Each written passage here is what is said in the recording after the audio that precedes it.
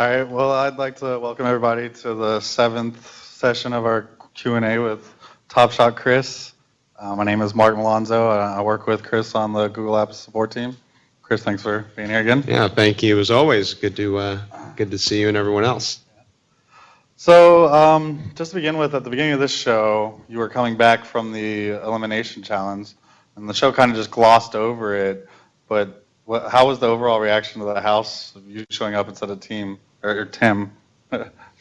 Yeah, I know a lot of members of the blue team were surprised that I ended up beating Tim in the elimination, and this was in my mind it was playing to my advantage. As I mentioned in previous Q&As, I really wanted to have sort of an underdog persona, right? Someone that sort of is an X factor.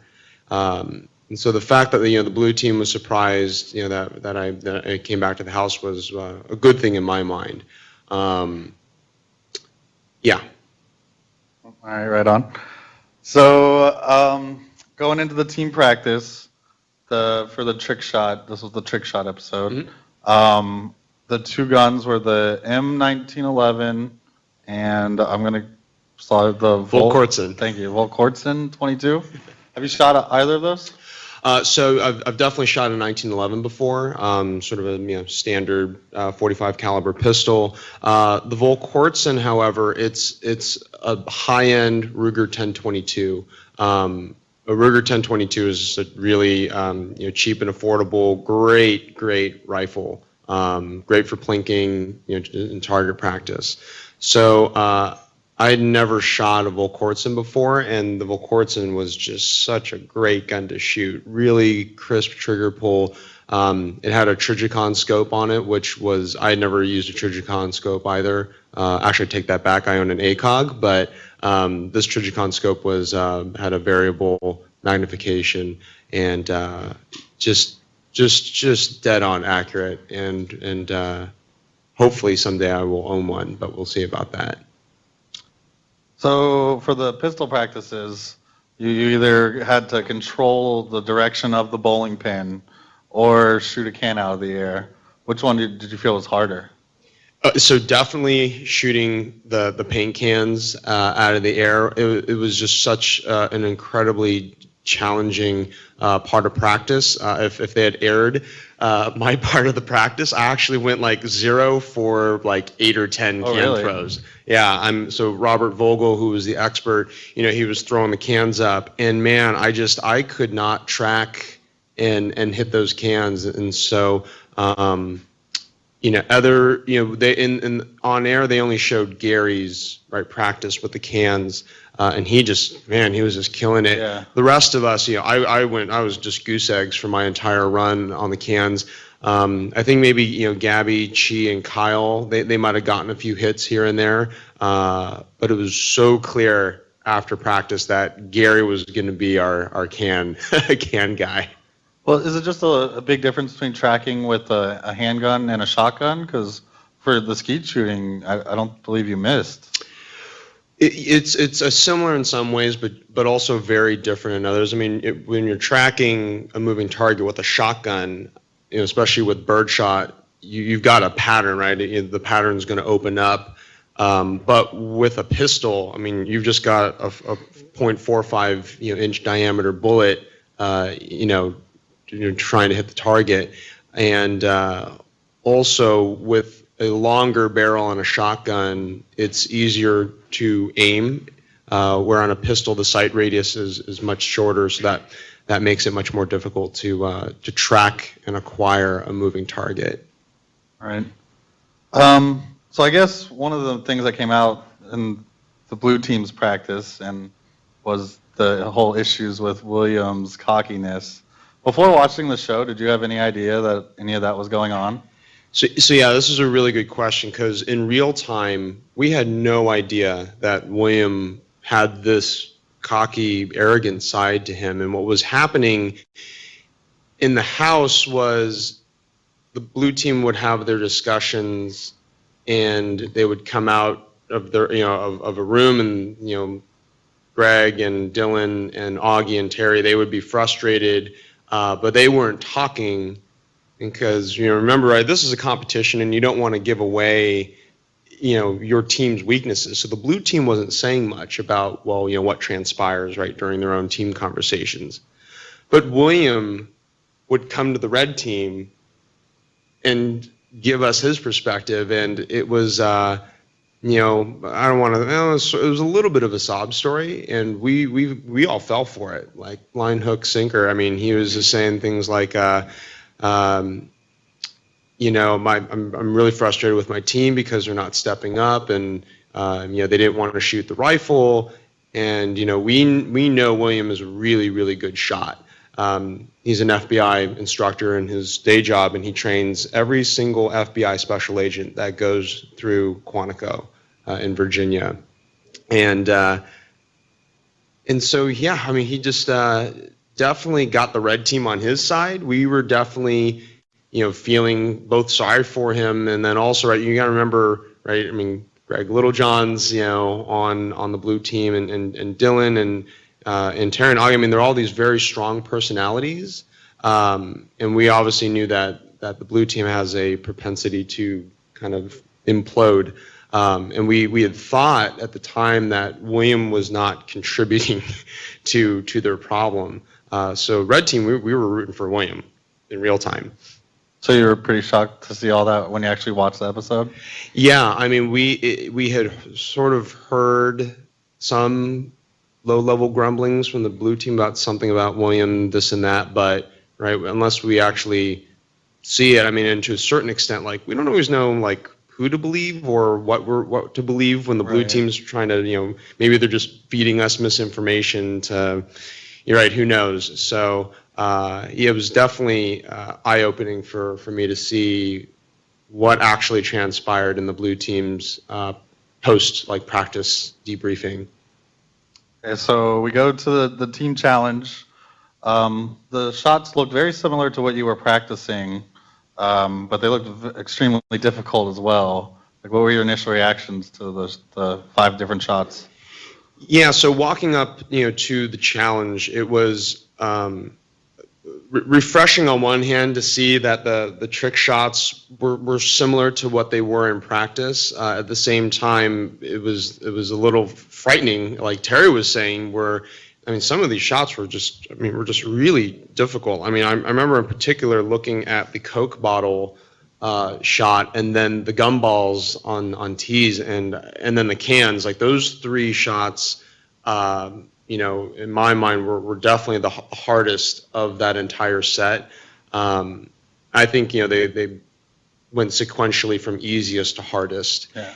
And, I remember when we were going through our team strategy session, right, who was going to shoot, which targets. We knew Gary was a lock-in, for those cans. But, for all the other guns, like, I shot the Volquartsen, like, pretty well. And, for all of us competing on Top Shot, like, we all want an opportunity to prove ourselves and take, sometimes take the hardest shots. Right. I think this was a really good example of the red team just having really good teamwork. And so, I remember, thinking, okay, well, we're going to lock Gary in, and, for me, like, I would love to take one of those rifle shots, even though in practice I did better on the pistol. So, like, there's a part of me that really wanted to, like, kind of try and get in on one of those rifle shots. But, Kyle was a really good, really great team leader in moderating our discussion and, figuring, okay, like, you're right, what's best for the team?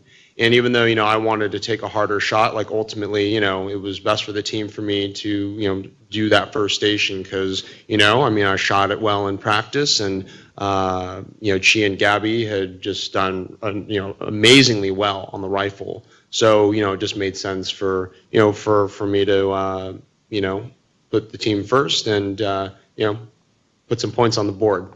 Yeah, so Augie stepped up and went 2 for 3, and you followed up. You seemed really confident. Were you not worried at all? Yeah, when I stepped up to the line and started taking my shots, it was yeah, I don't know. I guess like sometimes, like oftentimes when I get into a competition mode, it's just I don't know. I feel like I have a pretty good routine to just calm myself down and focus on what needs to be done. And even with the cameras and the heat, remember we're still in triple-digit heat in the dead heat of summer here. Yeah, I felt very comfortable and calm. And then, as I mentioned on air, Augie going 2 for 3, it just seemed like a really prime opportunity for me to, put some points on the board and put the red team ahead early on. Right on. And then you went 3 for 3. Congrats. Thanks. Good job. And then Little John said on air, and I think he's the first one to actually say it, that everyone might have underestimated you. And you had mentioned that was kind of what you were going for. Do you feel that they all had actually underestimated you? Yeah, absolutely. I remember I was looking at I had a journal that I was maintaining pretty much every day that I was living in the house, and I was looking at an entry that I put in that said, "People still aren't noticing me," and I put, "This is good." Yeah. In my journal entry, and I know based on some of the comments that I've gotten from friends, like on Facebook and stuff about last week's episode, and on this comment were, some of my friends and fans like, how could people, like, how could they be underestimating you at this point, like based on how well I've done? I think the thing to point out is, a few things. One is, the blue team didn't see me shoot in the shotgun challenge, so the red team went first and the blue team went second. They know how well we did as a team, but the red team, we didn't obviously tell the blue team how each of us did individually. So that was sort of a black box for the blue team. And then we moved on to the crossbow challenge, so they saw that. What was episode 5? The flintlock pistol. Right. So they saw that. But they didn't really see it. They were focusing, watching Little John, frozen as a statue up there. And then the cannon. That wasn't like too much information for the blue team to notice like any individual shooter standing out. So remember, like, I'm not the only competitor that people are paying attention to. There's at this point there's 10 competitors, in the trick shot. Yes. 5 and 5. Yeah, 5 and 5. So there's 10 people, there's just a lot of personality and a lot of ego and a lot of drama, going on. Particularly on the blue team. So they've got their own sort of problems in their own house that they're trying to take care of. So I don't know. Greg mentioned that people are underestimating me, and I kind of think that's a good thing. Except for the first competition, have you missed yet? I don't think you have. I missed in the shotgun. You missed one in the shotgun? Yeah, on the slugs, and actually I had another miss on the clay targets. But in terms of like points, I don't think I missed. Well, and then I guess on the cannon challenge, I don't know how you. I don't know. I hit the target, not. Yeah, but you were first to go on that one. Right. All right, so then Kyle goes and he hits 2 for 3, and then Little John follows in and he only gets 1 for 3. So how confident are you at this point that the red team might win this week? At that point, not very confident yet. Just because knowing that third station coming up with this Coke bottle and a bottle opener, just popping up at the top. I think it was 75 feet, and you have to stand offhand, which means no support. And William was kind of complaining about the wind, but it was windy. And when you're standing up there unsupported, the rifle had a significant amount of weight to it as well. And so, to try and line up the scope on a pretty skinny target at distance, I wasn't super confident that the red team. We did not have it in the bag at this point, especially with the fifth station being 3 points each Right. per hit. That in our mind, as a team we were talking about, right, that stage 5 will probably be the deal breaker for both teams. Right. So then, I guess you already mentioned that both Terry and Gabby only went 1 for 3 on the Coke bottle shot. But then Gary steps up and just hits 3 for 3 on the canned shots. Like, I mean, that had to change your confidence level a little bit there. Yeah, absolutely. I mean, this has been one of my favorite shots on Top Shot so far. I mean, I don't know who sat in a room and came up with that trick shot. I mean, who thinks about putting 2 paint cans right on top of each other and filling the bottom one with a bit of water, and then when you shoot the bottom one, the hydrostatic pressure is going to, blow the lid off the bottom one, launch that top one up, Right. and then you got to shoot the top one. I mean, it was probably the coolest trick shot that I've cool. ever seen, in especially in person. And it was so great to see Gary, have a moment of just being a clear standout. And then of course it was great that he was on the red team. Right. So it's pretty fantastic. Gary made it look easy, but then Dylan just missed. How do you think you would have done? I can say with a fair amount of confidence that I would not have done well. Yeah, I kind of felt bad on that trick shot. And Gary, he definitely just made it look so easy, right? That you or me, right? We could go up to the line and just do what Gary did. But man, if anyone gets a chance to try this at home, this is definitely, I think, a great trick shot to try at home and see how you do. But I don't think I would have done well. I mean, if I had enough time to practice it, sure. I mean, right, I could probably do well. But given the amount of practice time that we had, which wasn't much, and also just given the circumstances, I wouldn't have given myself a very good shot at doing well, unfortunately. Yeah. All right, so then going into the last trick shots, shooting the gun ball off of a golf tee. Red team had a sizable lead, but each gun balls were 3 points. So William was arguably one of their best shots. So, I mean, before William shot, did you think you guys were going to pull it out? We were very confident that William was going to hit at least 2 of those gun balls. That would have put them in the lead. And so it was such a nail-biting moment for us, right? Because red team, we definitely thought William was the best shooter, on their team. And so we had a lot of confidence that he was going to pull ahead, for the blue team. But man, he hit the first one, and we're like, oh, great, all right, here we go. But then miss, and then right, that last shot, we're all trying to will the bullet to miss that gun ball, and thankfully, it missed, and we pulled off another win, which felt great. Yeah, so his miss meant that Chee didn't get to shoot again. Poor Chee. The show really didn't show any of his reaction, but was he upset again? So if you go on to history.com /top-shot, there's actually the anatomy of the shot video that goes into, does a little bit of a deep dive into our team win.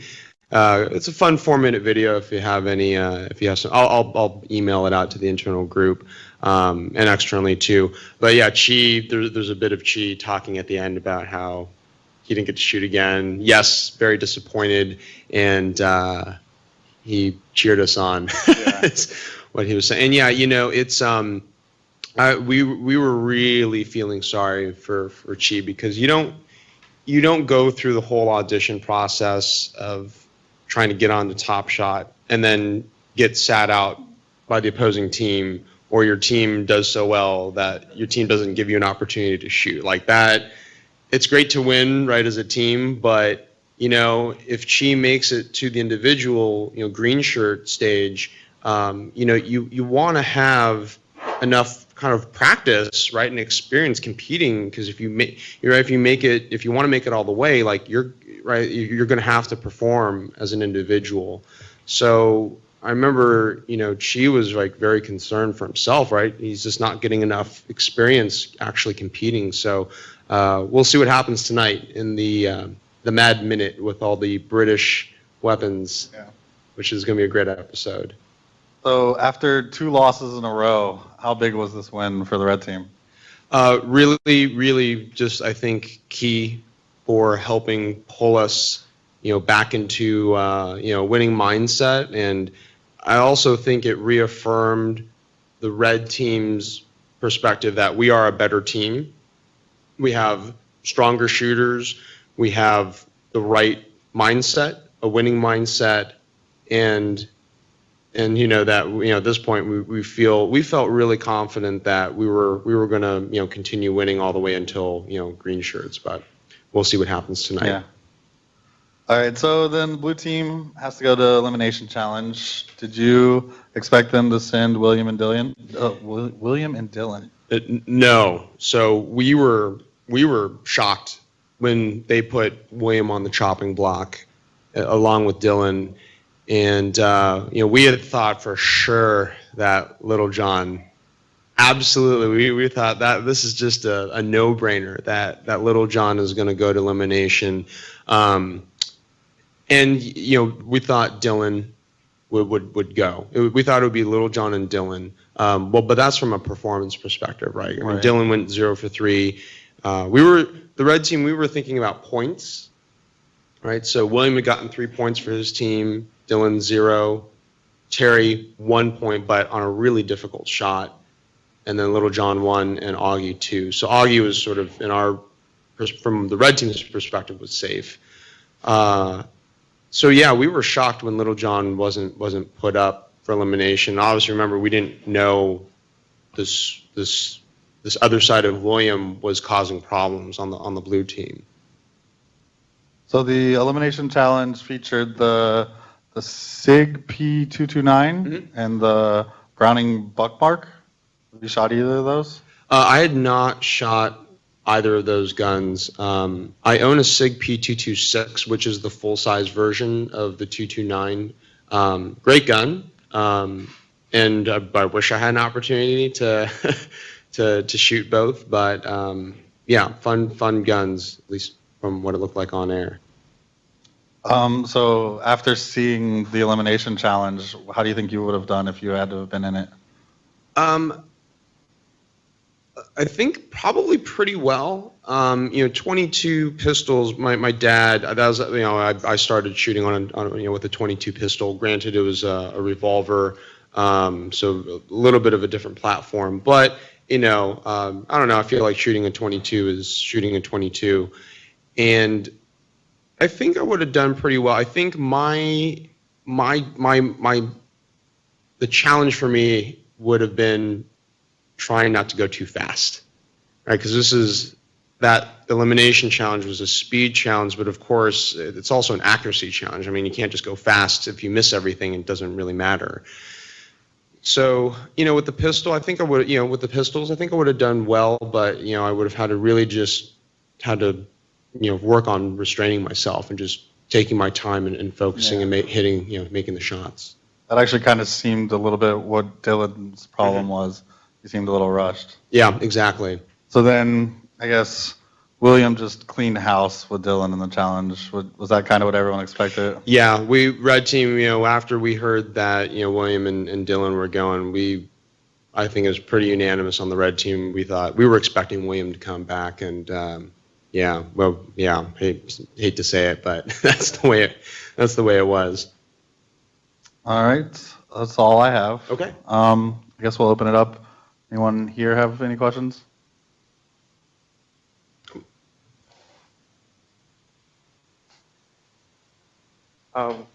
What's your favorite type of gun to shoot, or like the one you're best at? Yeah, good question. So I would say shotguns are my weapon of choice. I own a Remington 870 pump shotgun. Have you ever shot a pump shotgun before? It's a lot of fun. You should go out to a range and check it out.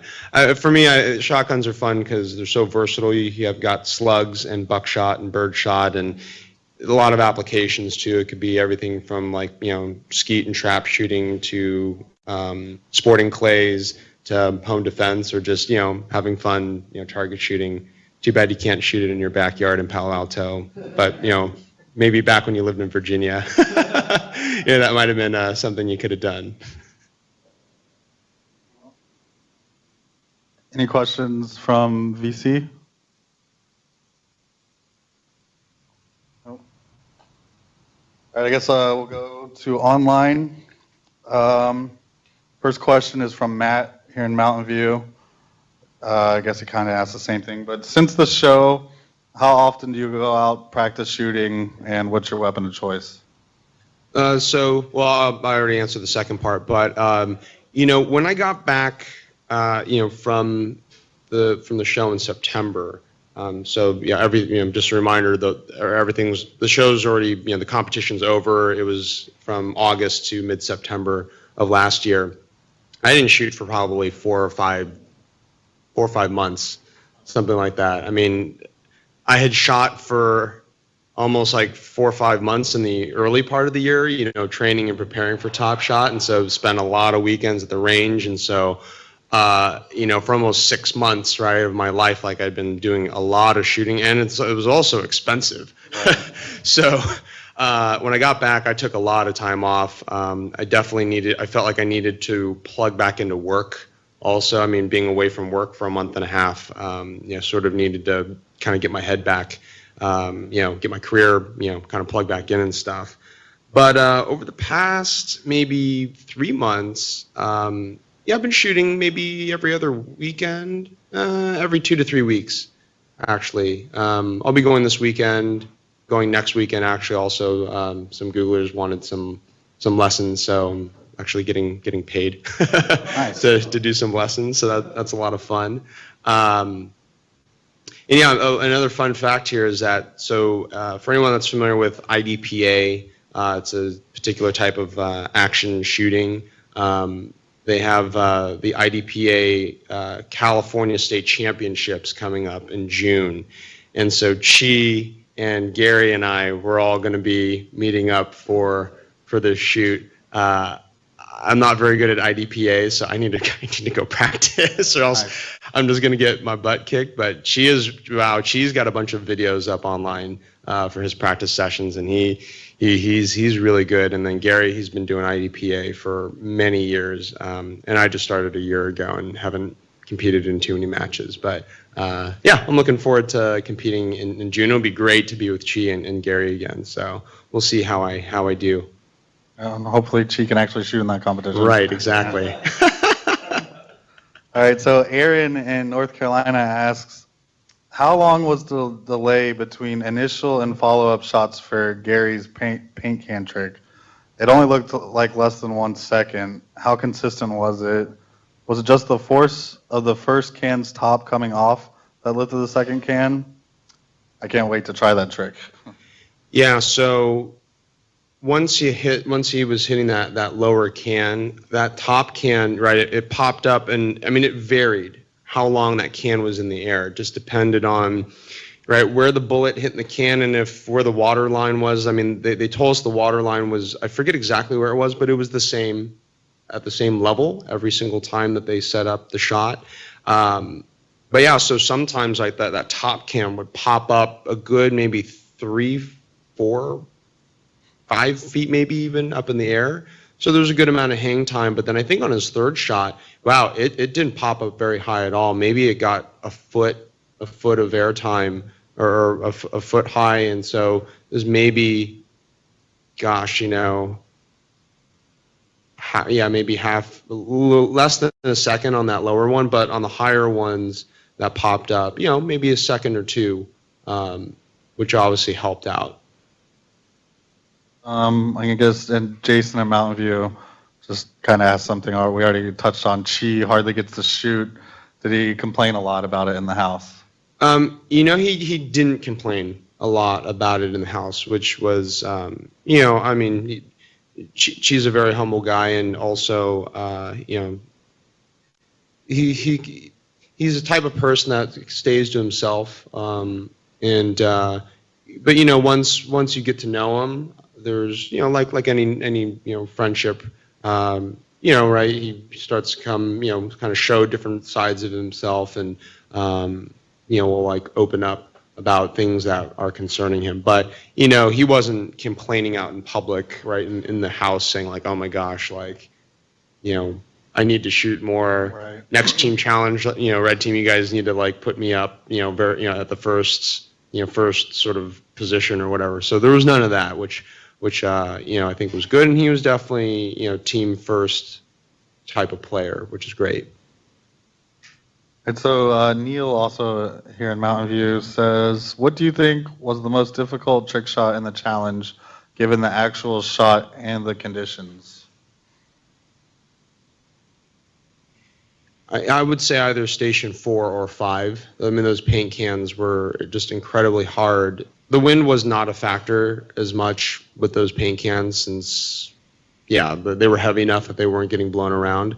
But wow, on that gumball shot, if you'd been there and to feel the wind, I mean, it was probably 20, 25, mile an hour winds. Like the flags were just, flapping away. And I mean, even in team practice, like, even without the wind, if you ever shoot a scoped rifle offhand standing, it's just hard to keep the sight steady with, just without any wind. But when you throw the wind in there, that adds a whole nother layer of difficulty. And obviously we can't control for the wind. So it's just luck of the draw, right, for what the weather's like on that day.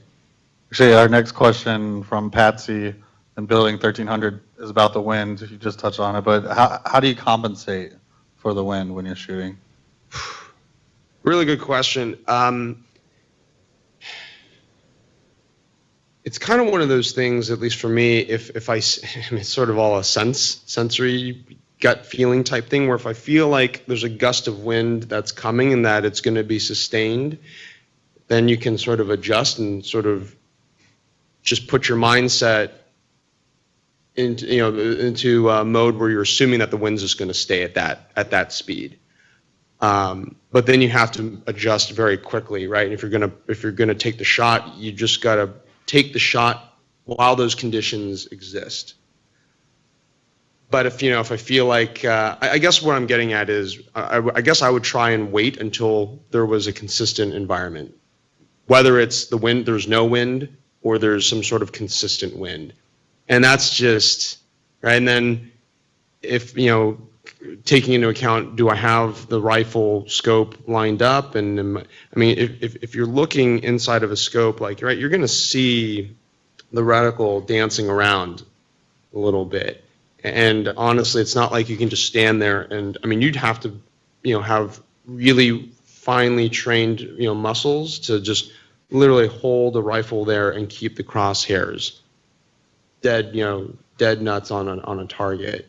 So the wind is right. It's an X factor. I don't know. Maybe William or other, like Gabby. Gabby's professional Olympic level shooter. They may have other techniques. But for me, like, I don't know. I've never really like read up on it or trained in those kind of conditions.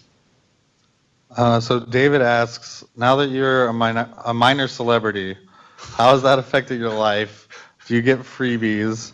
And how do you avoid all the cameras and reporters that intrude on your personal life? Well, thankfully, we don't live in LA, and we don't really have paparazzi here in Silicon Valley. So, or at least if we do, like I have not seen any of them, unless that camera guy out there. Oh no, everyone looked though.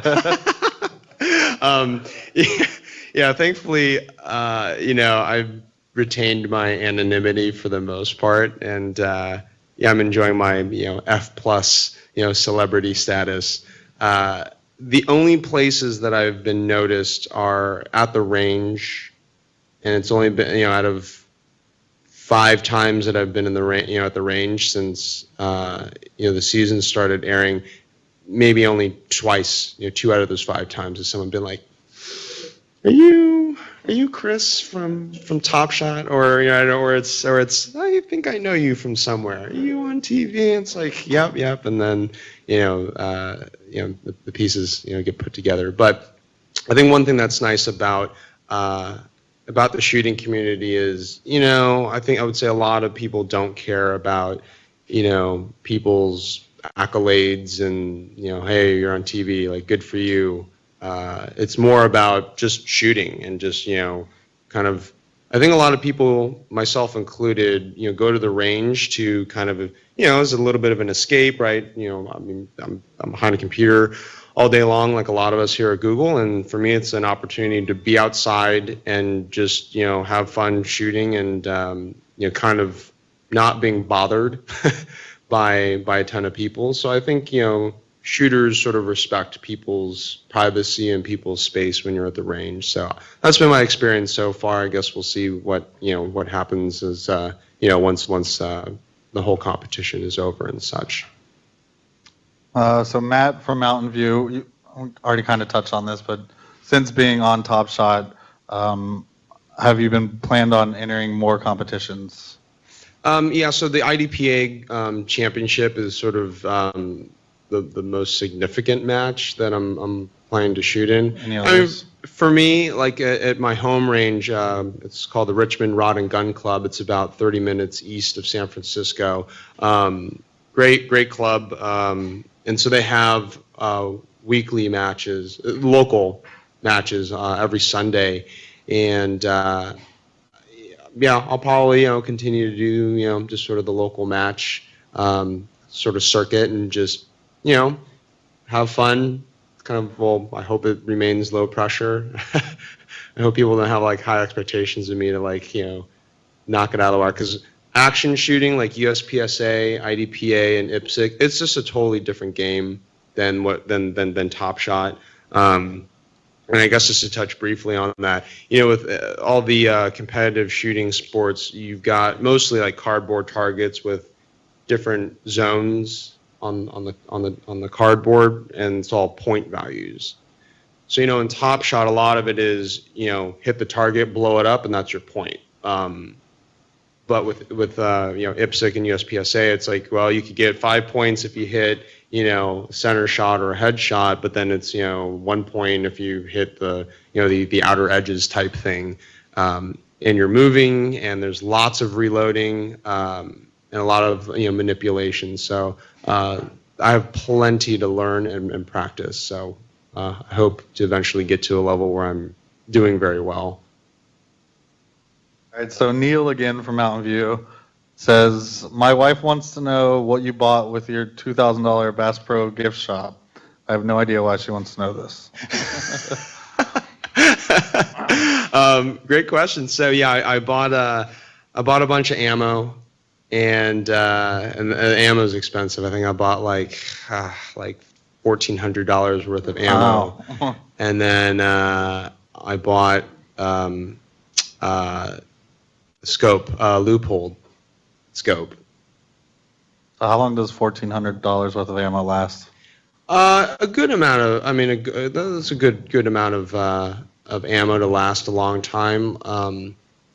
Let's see, it's about I bought a mixture of like 9mm and 223 and 45, like just a whole bunch of calibers. So I don't know, maybe have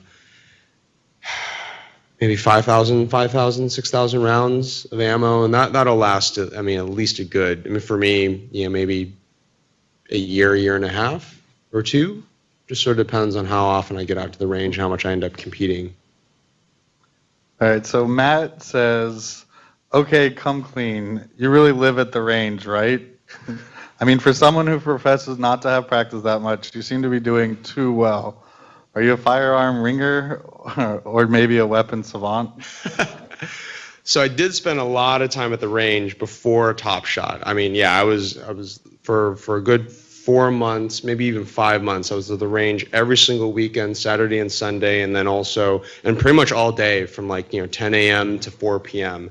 And then I would oftentimes try and find one day during the work week to go in the evenings. So before the show, yeah, definitely I was at the range a lot.